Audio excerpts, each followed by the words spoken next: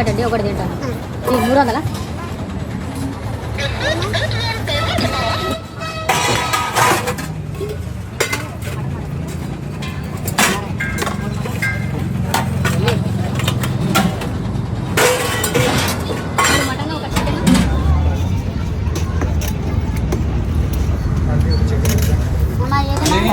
అంటే నాకు బగారుతో బోటి తిన్నానికి 2 పార్సల్.